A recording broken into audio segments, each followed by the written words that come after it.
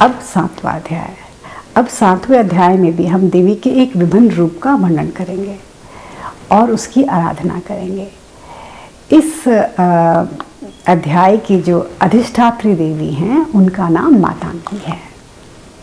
मातंगी देवी का अर्थ होता है जो देवी ज्ञान देती हैं, सिद्धियां देती हैं और कई प्रकार की कला देती हैं।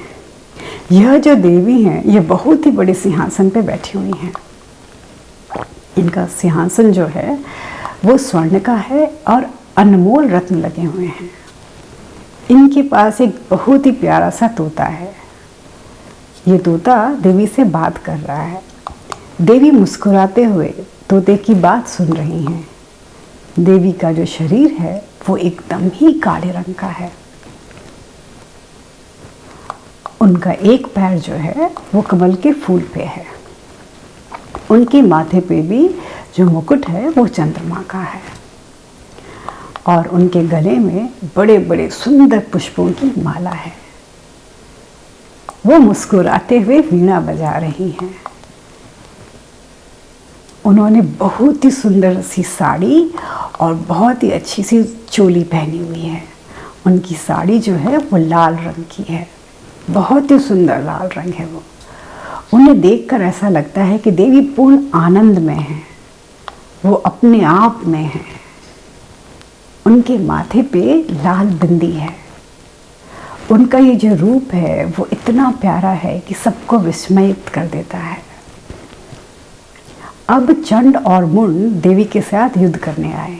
देवी ने उन्हें जब देखा तो बहुत क्रोधित हो गई और जैसे ही वो बहुत क्रोधित हो गई उसी समय उनकी शरीर से काली माँ निकल के बाहर आई।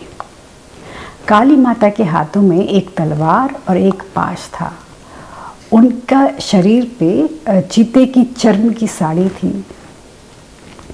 उनके गले में जो मुंडमाल था वो राक्षसों के शरीर से जो उन्होंने काटे थे उनके मुंड का माल था।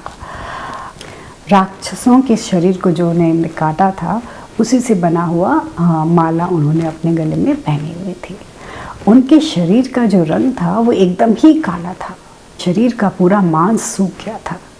ऐसा लगता था कि पूरा शरीर बस हड्डियों का ढांचा है। वह देखने में बड़ी ही डरावनी प्रतीत हो रही। उनकी जिह्वा जो है वो उनके मुंह से बाहर आ रही थी। उनकी आंखें बहुत बड़ी बड़ी और लाल थी। अब यह दैत्य ने देवी के साथ युद्ध प्रारंभ किया।